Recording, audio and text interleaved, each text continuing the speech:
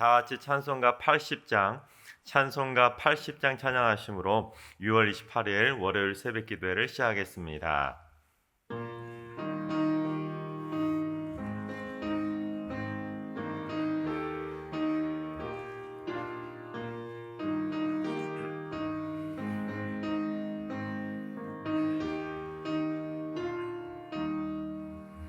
천지에 있는 이름 중 귀하고 높은 이름, 주 나시기 전 지으신 구주의 이름 예수.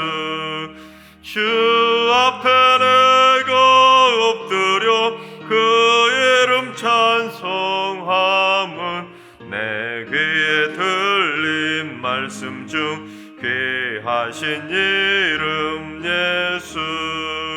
주 십자가에 달릴 때 명패에 쓰인 대로 저 유대인의 왕이요 곧 우리 왕이시라. 주 앞에 내가 엎드려 그 이름 찬송함은 내 귀에 들릴 말씀 중 귀하신 이름 예수.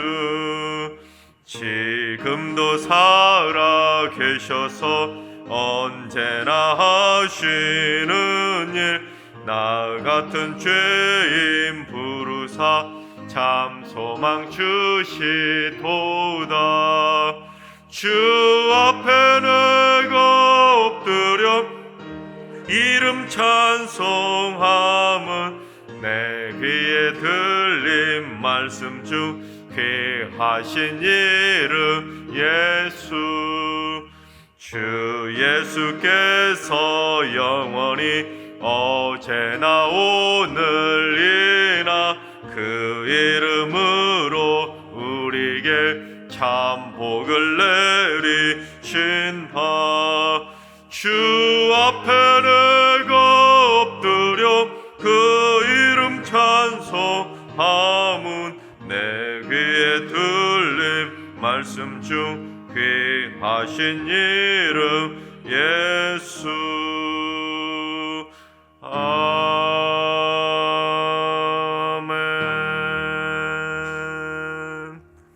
이제 다 같이 한 마음으로 하나님 앞에 기도하며 나아가시겠습니다. 기도하실 때 주님, 이 나라의 경제가 안정되게 하여 주시옵소서. 물가가 안정되고 경제가 활성화되고 수출이 활발해지고 고용도 증가되고 내수 경기가 살아나게 하여 주시옵소서. 코로나 장기화로 인해서 경제가 위축되거나 장기 불황으로 이어지지 않도록 이 나라의 경제를 지켜달라고 이 시간 이 나라 경제를 위해서 기도해 주시기 바랍니다. 두 번째는 주님, 승리교회 유년부, 초등부, 소년부, 초등학생 자녀들을 위해서 기도합니다. 자녀들의 삶의 1순위가 예배가 되게 하시어 일평생 변치 않는 믿음이 되도록 우리 초등생 자녀들의 마음판에 굳건한 믿음을 새겨 주시옵소서. 공부에 재미를 붙이게 하시고 건강하게 학창시절을 잘 보낼 수 있도록 우리 초등생 자녀들을 위해서 기도해 주시기 바랍니다. 세 번째는 주님, 승리교회 날마다 부활의 기쁨이 넘쳐나게 하여 주시옵소서. 죽었던 신앙의 열정이 다시 살아나게 하시고 시험과 상처로 식어버렸던 믿음의 갈급함이 다시금 살아나게 하여 주시옵소서. 부활의 소망을 간직한 참 믿음이 되게 하여 주셔서 날마다 매일의 삶이 부활의 영광을 누리는 축복의 삶들이 되게 하여 주시옵소서. 날마다 부활의 기쁨을 누리며 살아갈 수 있도록 기도해 주시기 바랍니다. 이 시간 세 가지 기도 제목으로 3분 정도 통성으로 기도하시겠습니다. 기도합니다.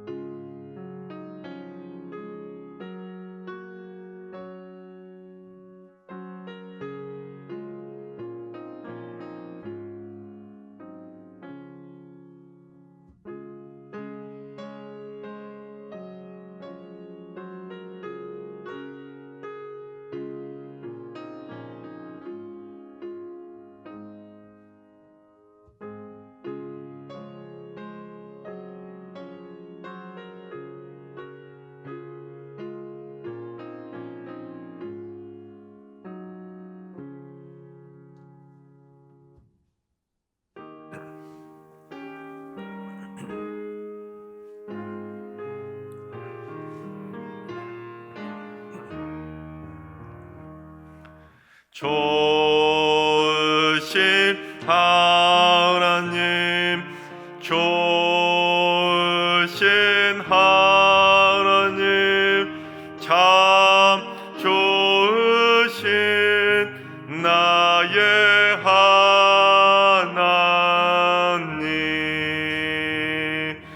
우리의 기도를 응답해 주시는 참 좋으신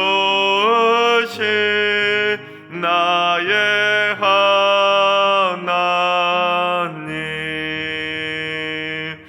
한없는 은혜를 우리에게 주시는 참 좋으신 우리 하나님.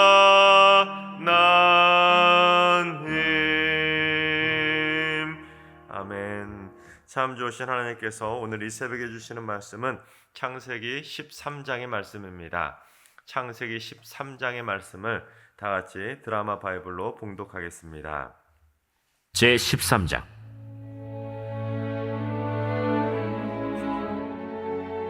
아브람이 애굽에서 그와 그의 아내와 모든 소유와 롯과 함께 네겝으로 올라가니 아브람에게 가축과 은과 금이 풍부하였더라. 그가 네겝에서부터 길을 떠나 베델에 이르며 베델과 아이 사이 곧 전에 장막 쳤던 곳에 이르니 그가 처음으로 제단을 쌓은 곳이라. 그가 거기서 여호와의 이름을 불렀더라. 아브람의 일행 롯도 양과 소와 장막이 있으므로 그 땅이 그들이 동거하기에 넉넉하지 못하였으니 이는 그들의 소유가 많아서 동거할 수 없었음이니라. 그러므로 아브람의 가축의 목자와 롯의 가축의 목자가 서로 다투고 또 가나안 사람과 브리스 사람도 그 땅에 거주하였는지라. 아브람이 롯에게 이르되 우리는 한 친족이라. 나나 너나 내 목자나 네 목자나 서로 다투게 하지 말자. 내 앞에 온 땅이 있지 아니하냐. 나를 떠나가라. 네가 좌하면 나는 우하고 네가 우하면 나는 좌하리라. 이에 롯이 눈을 들어 요단 지역을 바라본즉 소알까지 온 땅에 물이 넉넉하니 여호와께서 소돔과 고모라를 멸하시기 전이었으므로 여호와의 동산 같고 애굽 땅과 같았더라. 그러므로 롯이 요단 온 지역을 택하고 동으로 옮기니 그들이 서로 떠난지라. 아브람은 가나안 땅에 거주하였고 롯은 그 지역의 도시들에 머무르며 그 장막을 옮겨 소돔까지 이르렀더라. 소돔 사람은 여호와 앞에 악하며 큰 죄인이었더라. 롯이 아브람을 떠난 후에 여호와께서 아브람에게 이르시되 너는 눈을 들어 너 있는 곳에서 북쪽과 남쪽 그리고 동쪽과 서쪽을 바라보라. 보이는 땅을 내가 너와 네 자손에게 주리니 영원히 이르리라. 내가 네 자손이 땅에 티끌 같게 하리니 사람이 땅에 티끌을 능히 셀 수 있을진데 네 자손도 세리라. 너는 일어나 그 땅을 종과 횡으로 두루 다녀보라. 내가 그것을 네게 주리라.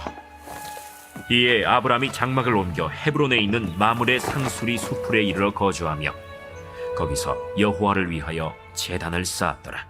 아멘. 할렐루야.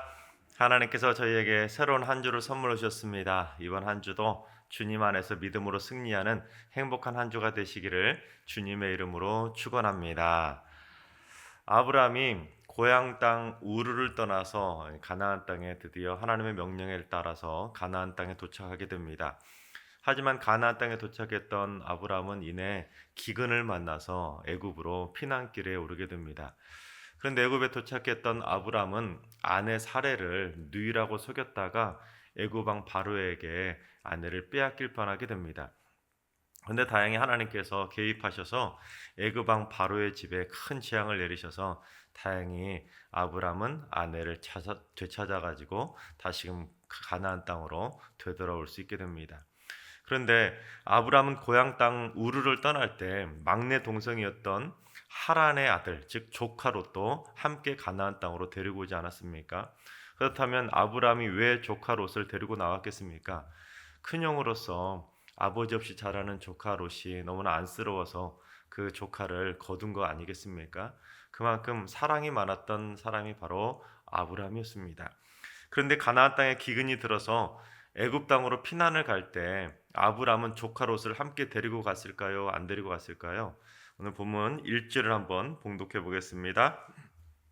아브라함이 애굽에서 그와 그의 아내와 그의 소유와 롯과 함께 네겝으로 올라가니, 즉 아브라함은 가나안 땅에 기근이 들어서 애굽으로 피난을 갈 때도 아브라함은 조카 롯을 함께 데리고 갔다는 것입니다. 그러니까 피난길에 오를 때 조카 롯을 그냥 내버려 두고 혼자 방치하고 자기들끼리만 살겠다고 애굽으로 피난길을 간 것이 아니라 조카도 함께 데리고 갔다는 것입니다. 그만큼 아브라함은 조카 롯을 친아들처럼 잘 챙겼다는 거 아니겠습니까? 그렇다면 피난길에서 돌아오게 된 이 아브라함의 상황이 어땠는지 본문 2절을 봉독해 보겠습니다. 아브라함에게 가축과 은과 금이 풍부하였더라. 여러분, 가뭄 때문에 먹고 살기 힘들어서 애굽 땅으로 피난을 간 거 아니겠습니까? 피난길 갔다가 다시 되돌아오는 길에 보니까 가축도 많고 은도 많고 금도 많고, 그러니까 큰 부자가 되어서 다시금 되돌아오게 되었다는 것입니다. 그런데 아브라함이 그처럼 큰 부자가 될 수 있었던 비결이 무엇인지, 어떻게 그렇게 큰 부자가 돼서 돌아올 수 있었는지 우리 창세기 12장 16절을 현대어 성경으로 봉독해 보겠습니다. 사레 덕분에 아브라함은 바로의 극진한 대접을 받았다.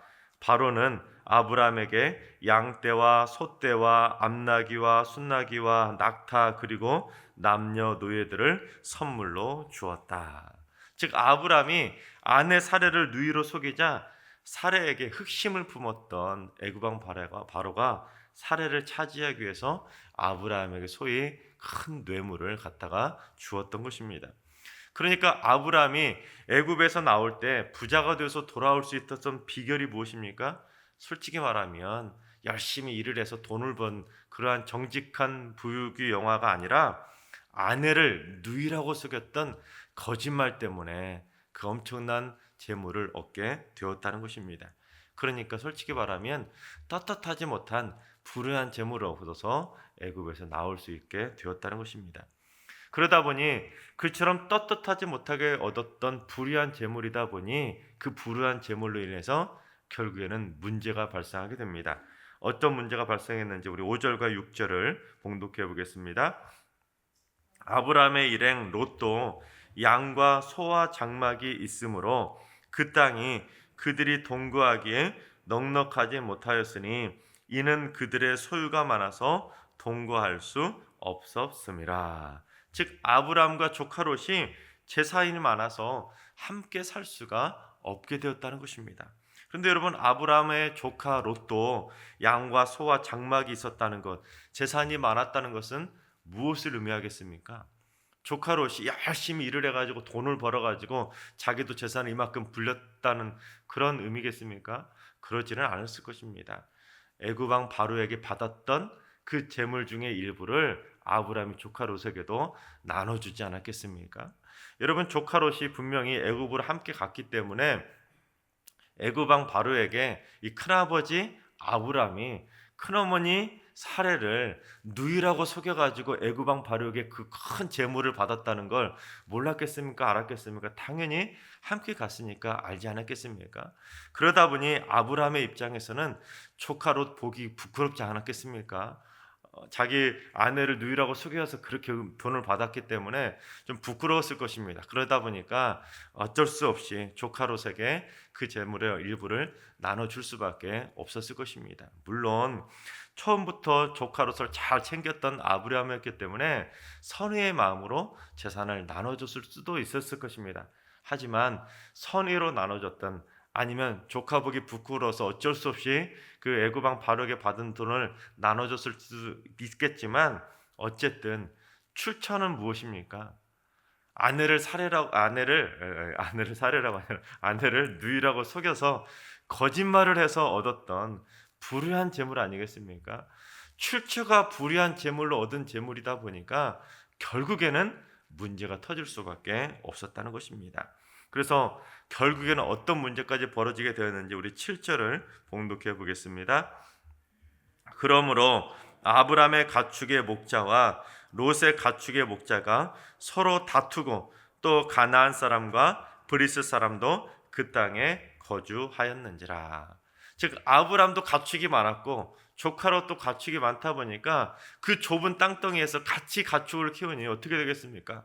목자들끼리 서로 자기 가축이 풀을 많이 먹이기 위하다 보니까 결국에는 다툴 수밖에 없었다는 것입니다. 심지어 그 좁은 땅덩이에 가나안 사람과 브리스 사람까지 함께 살고 있었으니 안 싸우면 다행인 그런 상황 아니었겠습니까? 그렇습니다, 여러분.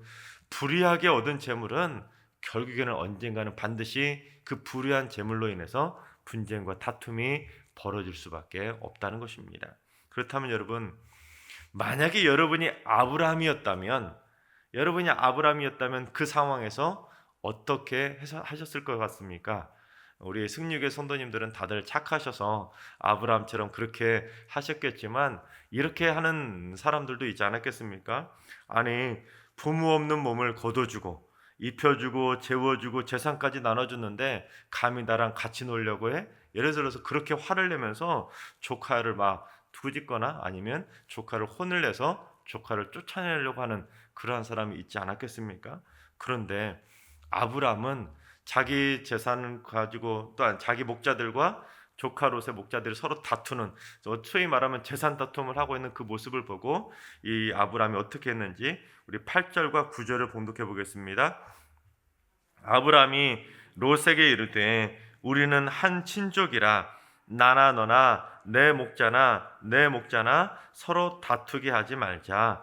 내 앞에 온 땅이 있지 아니하냐. 나를 떠나가라. 내가 좌하면 나는 우하고 내가 우하면 나는 좌하리라. 그렇습니다. 아브라함은 조카 롯에게 우리는 한 친족이니까 우리 싸우지 말자 달랬던 것입니다. 그 다음이 중요하죠. 내 앞에 온 땅이 있는데 네가 좌하면 나는 우하고 내가 우하면 내가 좌하겠다고는 큰 아버지로서 통 크게 양보하고 있는 모습을 보여주게 됩니다. 참 멋진 큰아버지 아니겠습니까? 여러분, 그 상황이라면 세상에 좀 악한 사람이었다면 조카 롯을 막 꾸짖고 조카 롯의 재산까지 빼앗아서 조카 롯을 쫓아내는 그런 사람도 있을 것이고, 아니면 내가 어른이니까 내가 먼저 통할 테니까 너는 반대쪽으로 가 하고는 그런 식으로 자기가 먼저 선택할 수도 있었을 텐데, 아브라함은 조카 롯에게 통 크게 양보하고 있는 것을 보게 됩니다. 그러니까 불의한 재물 때문에 제2, 제3, 제4 계속 문제가 불거질 수 있었는데 아브라함은 그나마 그 문제들을 첫 번째 문제부터 잘 해결하고 있었던 것입니다. 그런데 아브라함의 제안에 조카 롯이 어떤 선택을 합니까? 우리 10절과 11절을 봉독해 보겠습니다. 이에 롯이 눈을 들어 요단 지역을 바라본즉 소알까지 온 땅에 물이 넉넉하니 여호와께서 소돔과 고모라를 멸하시기 전이었으므로 여호와의 동산 같고 애굽 땅과 같았더라. 그러므로 롯이 요단 온 지역을 택하고 동으로 옮기니 그들이 서로 떠난지라. 그렇습니다. 롯이 눈을 들어서 땅을 살펴보니까 어때요? 요단 지역이 물이 넉넉해서 여호와의 동산 같고 애굽으로 피난 갔을 때 봤던 그 나일강인 때문에 물이 풍부했던 먹고 살기 좋았던 애굽 땅처럼 보이다 보니까 이 조카 롯이 망설임도 없이 내가 요단 동편 차지하겠습니다 하고는 자기가 먼저 착 출발해가지고 동으로 옮기면서 결국에는 자기를 그동안 거둬주고 먹여주고 재워주었던 큰아버지 아브람 곁을 떠나게 되었다는 것입니다. 여러분, 이쯤 되면 참 눈치 없는 조카 아니겠습니까? 그동안 얼마나 자기에게 사랑을 많이 베풀어 주셨는데 그러한 큰아버지의 사랑도 뒤로하고는 자기 잘 먹고 잘 살겠다고 얌체처럼 떠나버렸다는 것입니다. 그런데 롯은 아브람만 떠났던 것이 아니었습니다.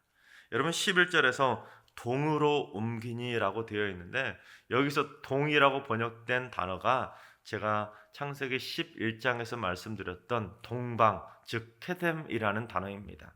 그러니까 이 부분도 직역하면 역시나 동방으로부터 옮겼다라는 뜻입니다.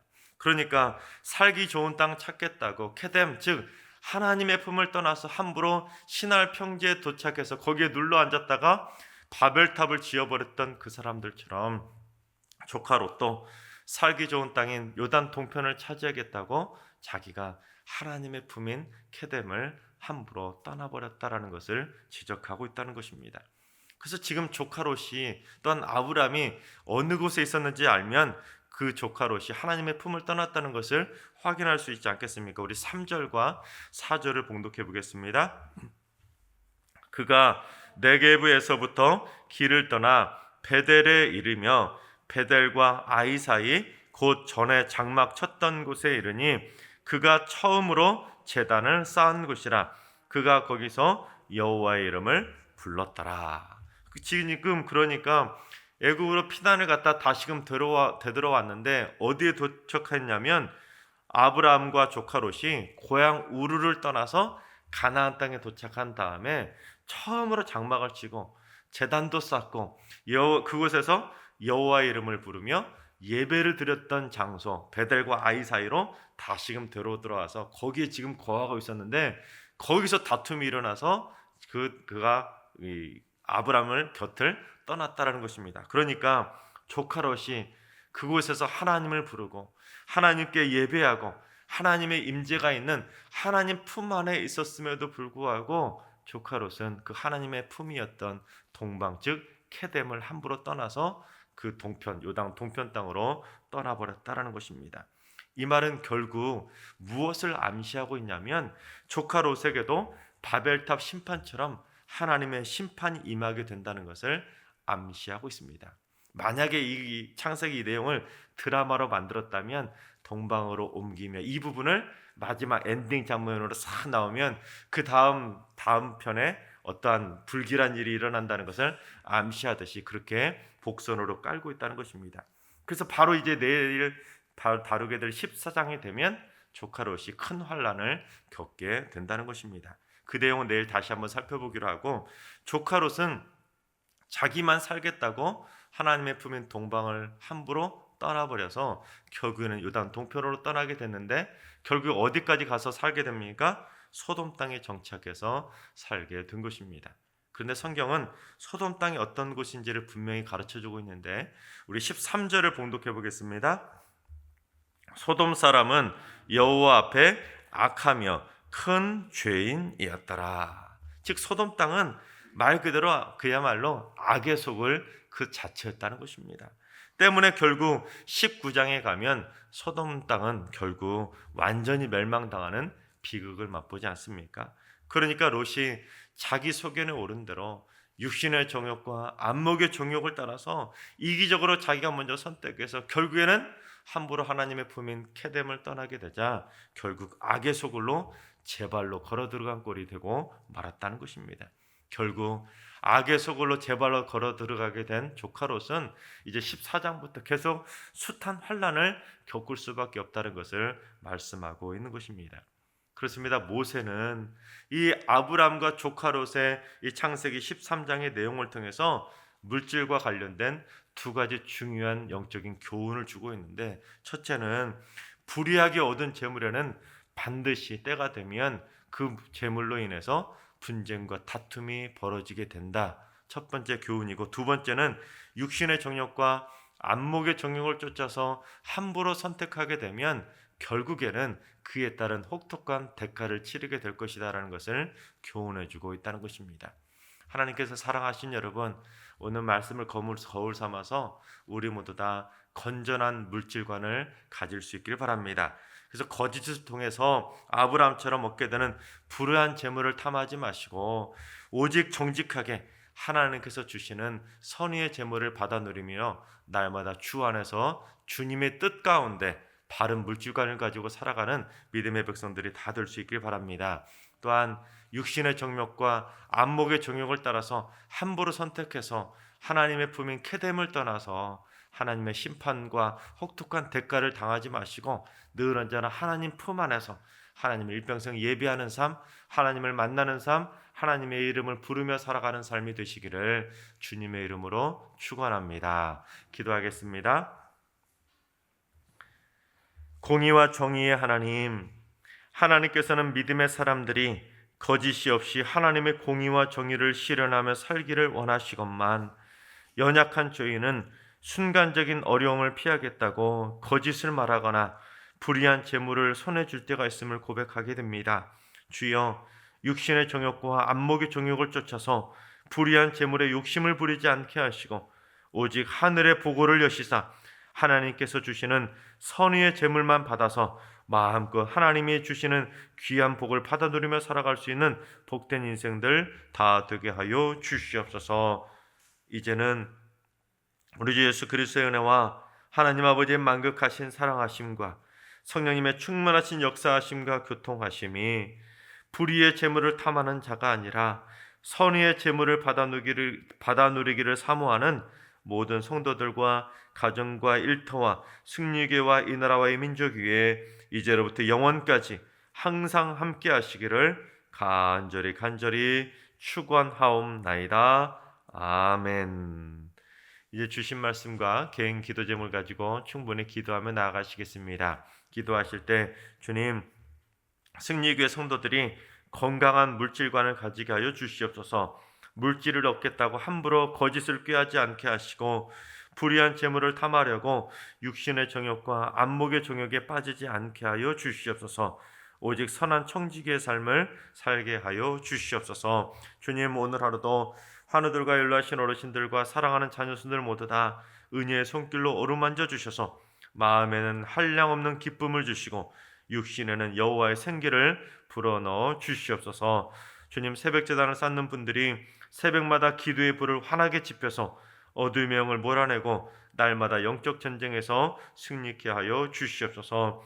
주님, 이번 한 주간 승리의 모든 성도들이 불의의 재물을 쫓아가는 삶이 아니라 하나님께서 이끄시는 선의의 재물을 받아 누릴 수 있도록 선하고 복된 길로 인도하여 주시옵소서.